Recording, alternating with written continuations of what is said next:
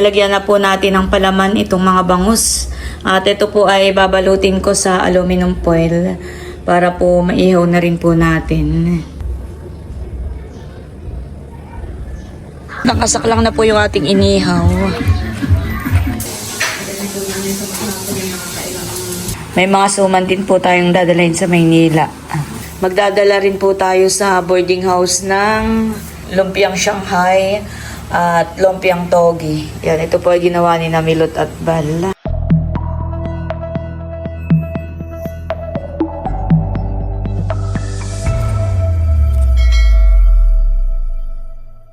Hello po, good morning po sa inyo lahat. Bali, mag-iihaw po tayo ngayon ng mga boneless bangus at magluluto na rin po ng sinantol. Gawa na ngayon po ay order po sa atin ni Ate Gemma. Ayan, at bukas nga po ay paluwas po kami ng Maynila. Ay, yun po ay papadala po natin sa Marikina. 5 kilo at 5.4. 5.4 kilos po yung bangus. Yan po, ipapaboneless ni Bossing sa palengke. Ito na po yung ipapalaman po natin sa iihawin po nating bangus.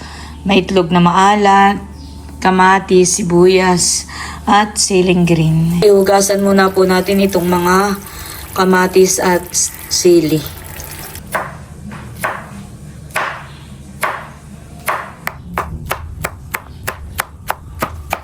Ihiwain ko na rin po itong mga kamatis.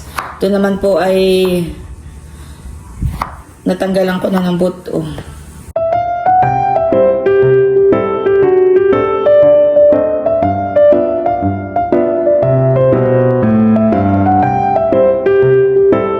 Nahiwa ko na po itong mga sibuyas, kamatis, at siling green. Maglalagay naman po ako ng kaunting pamintang durog. Lalagyan din po natin ng kaunting toyo.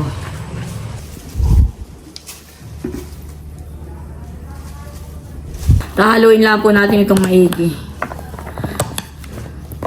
Yan.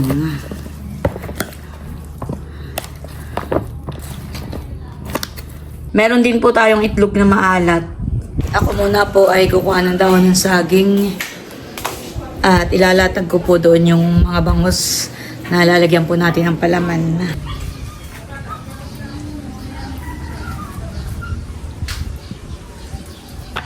Ako po yung makikisuyo na kay Jericho at hindi ko maabot. Ay, hindi, kahit itong pwede lang. Ito. Oo. Hindi ko maabot, saka isa pa. Hingin ka na lang ang abot mo. Ako'y nalundag na, hindi ko pa rin maabot. Salamat. Ayun na, sirang-sirang daon. Gawa ng hangin. Salamat. Ilalatag ko na po itong mga isda. Dito sa kinuha nating dahon ng saging.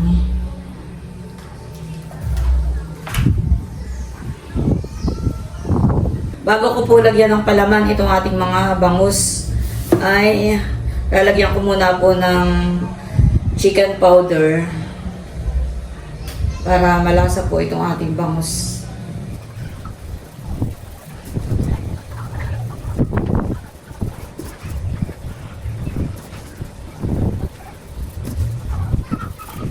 Ngayon naman po ay lalagyan na po natin ng mga palaman.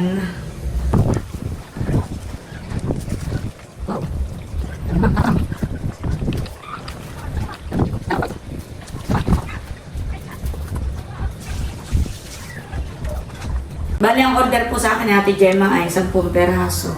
Ay ginawa ko po itong 11.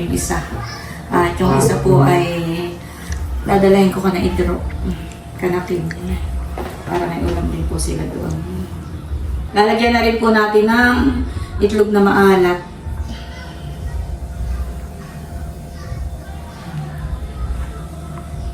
Yan.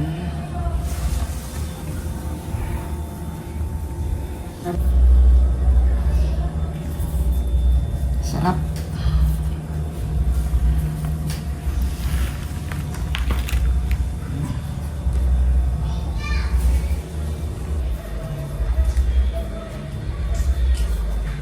At ayan po, bali, nalagyan na po natin ng palaman itong mga bangus.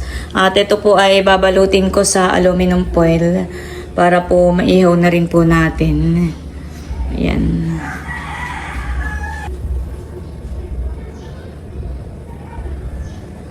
Ayan, at nabalot ko na po yung mga isda. Ito po ay ihawin na laang. Ayan po, at isinasak lang na ni Bossing.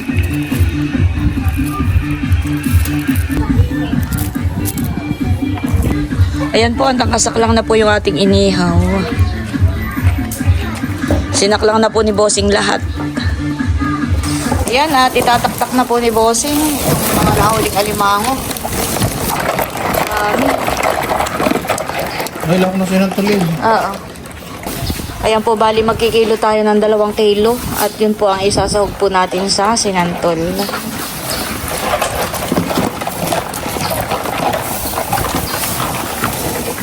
Maliit.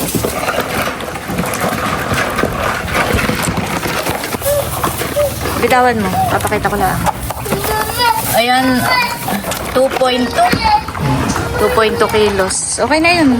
Bali yun po ay 2.2 kilos. 2 kilo na lang. Tawad na po yung kasubrahan. Yan. Tapos Bossing, may order nga pala sa ating 3 kilo pa.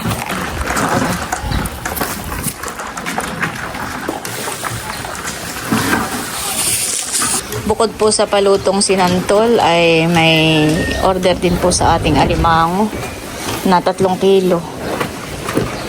Kaya si Bossing po ay nagkikilo pa. Yay! May 3 kilo na yan, Bossing. 3, 4. Bitawan mo kamay mo. Yan. Okay na yan. Ito na po yung alimango na order po ni Ate Gemma sa atin. Ayan. Sasaklang na po natin sa kasirola. Yung pong mas malaki ang ilalagay po natin sa ilalim. Ibabaw po natin na yung medyo maliit. Ayan po, at luto na itong alimango. Pinalalamig na natin itong alimango. Tsaka po itong ating mga inihaw na bangus. Ayan. Pag malamig na po, saka natin ilagay sa rep. Ito yung lulutuin nating burong santol. 2.6 po pala ang isang Tupperware na burong santol. Ayan guys, bali pipigain muna po natin para matanggal po yung katas.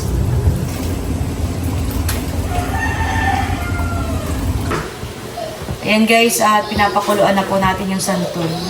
Binabanlian na po natin. Para po mas mabilis matanggal ang asim.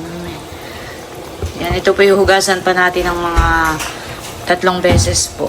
Nagpipiga na po tayo ng santol. Tinanggal na po natin yung mainit na tubig. Meron po tayo ditong tela na ito naman po ay hindi na ginagamit. Ito po ay malinis na tela. Yan. At sasalain po natin.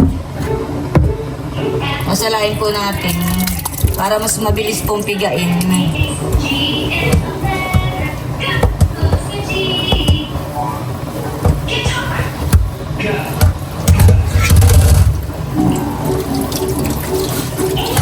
Para po mas mabilis pong pigain siya.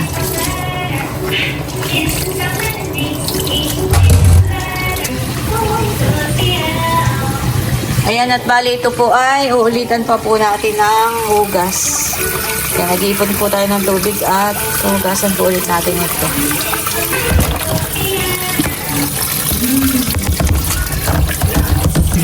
Ito po ay atin pang hugasan at pipigain pa po natin. Ito na po yung santol na napigaan na po natin. At ito po yung ating isasahog, alimango. Bali ito po ay nalinisan ko na. At ito po ay pinatulog na po natin sa rep. Ayan guys. Dumating na po si Bossing galing palengke. Similot po may mga pabili. Tapos po ay nagpabili rin po ako ng gata. Magkano ang isang gata? 30. Ay, ilan yung binili mo? 12. Ah, Kaya natin ang sukli ba yan lang. si Bossing po'y bumili na lang po ng gata at madami-dami din po yung niyog. Kaya tulog na. Kanina po habang nasa bayan si Bossing ay pinakuluan ko na muna po itong mga alimango at baka po mabungaw. Ilalagay ko na rin po itong piniga po nating santol at ilalagay ko na rin po yung gata.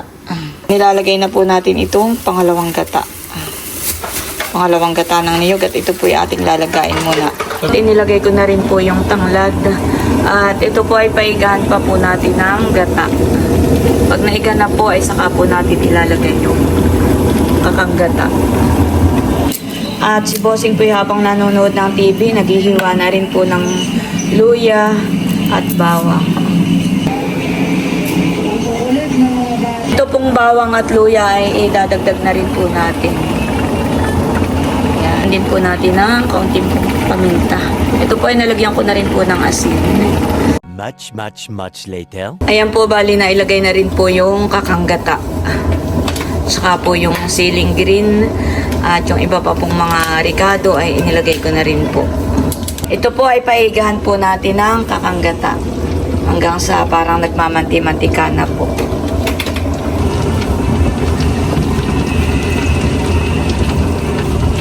Naisalin ko na po sa Tupperware yung ating pong sinantol ng lahok po ay alimango.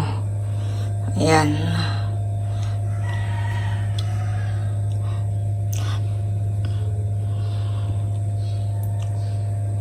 Ito po ay papasok ko sa ref. Ipoprosen po natin. The next day. Magluluto po ako ng nilagang karneng kalabaw para sa aming pangkulam. Yan, ito po ay kompleto ricado na. Si Bossing Poli ay nanghuli ng alimango kagabi. Ayan po. At ito po ay lulutuin ko uli. Dadalahin ko po ito sa kanaidro. Yan. Ayan po si Bossing, kadadating galing bayan. Nakabili ka naman, Bossing. Ako po ay nagpabili ng suman. At yan po ay dadalahin natin pagluwas. Nasa bayan na. Oo. Doon po ako nagpabili sa mismong gawaan ng suman para bago po ang ating mga suman. Bagong luto. Patikmin mo lang ha, tiyan malagkit na bigas. Tama na yun. Sasayaw. Tama na, Bossing. Ano eh, luto. Ano eh, parang kanin. Matawala yun. Ayun, mabigat sa tiyan iyan. Sarap. Ayan po at kuluan na itong ating nilalaga. At kuluan na rin po itong aking sinaklang lalibango. Wow. Bali, malambot na po itong ating nilaga. Lalagay ko na po itong mga pechay bagyo. Ito naman po ay nahugasan ko na. Yan guys, at kadadating lang po ni Namilot. At bumili po sila ng panglumpia. Lumpiang Shanghai at lumpiang Togi. Dalawang putahe po yung gagawin po nila. Binintahan ko ma'am sa grocery po na ito. Yung pong gagawin po ni Namilot na lumpia ay ipapadala po sa Maynila. Para po kanaidro, kay Mahal. Para may pangluto-luto po sila doon. Kain na kayo at ako'y nakaluto na. Kainin mo si Teo at na kayo nagugutom na. Ito po yung suma na binili po ni Bossing. Yan po ay 5 peraso. Yan po ay pabili rin po sa atin ni Ate Gemma. Nagpabili rin po ako ng 2 pang suma at ito po dadalhin ko sa boarding house. Saan galing ang mahal ko? Oh, saan galing ang mahal ko? Kakain na yan. Naglagay na po si Milot sa isang hawong at papakainin na po niya si Teo. Si Teo po ay pinaghahain na ni Milot. Pakakainin din po. Pray Pray muna muna, dali, tayo. pray. Let's pray muna tayo. Let's pray. In the name of Father, the Son, the Holy Spirit. Amen. Ay na po yan. May gulay po yan. May karne. At may sabaw. Favorite po ni Teo ang may sabaw. Marunong naman po siya magsandok. Higop. Wow. Sarap. Wow, sarap. Marunong na po yan, oh.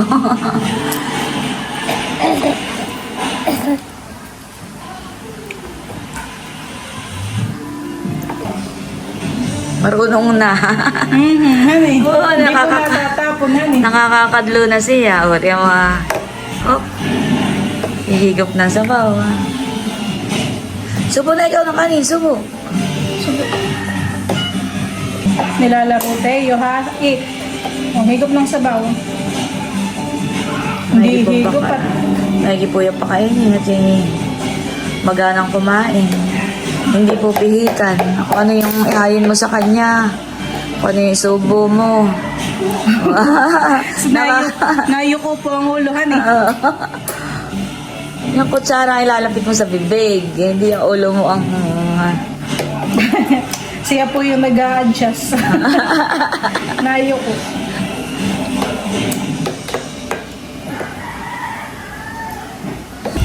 Hi muna ikaw sa kanila.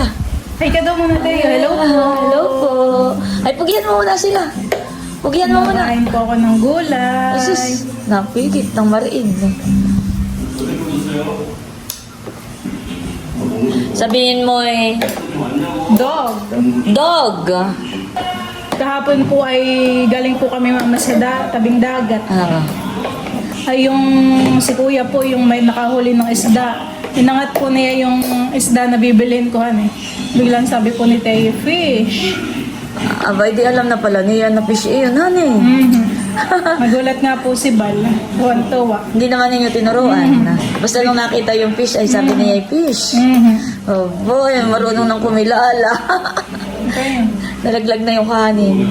Tsaka siya, pag nalalaglag yung kanin, sinisimot niya. Kinukuha niya at sinusubo pa niya. Pag may natapon. Marunong na po palang kumilala si Teo ng fish. Sarap nung nilaga, Teo. Mauubos na po ni Teo yung kanyang kanin. Babay na ikaw muna sa kanila. Babay po. Babay daw, Teo. Thank you po sa panonood. Talagang siya po ay nakayukuhan. Na siyang nayo po. Ba, may pagsayaw pa. Oo. Happy? Oo, Happy nayo yan po. sa luto ni Lola? Happy sa... Yum, yum. Yum, yum. Magdadala rin po tayo sa Maynila ng lumpiang Shanghai at lumpiang Togi. Yan, ito po ay ginawa ni Namilot at Bala.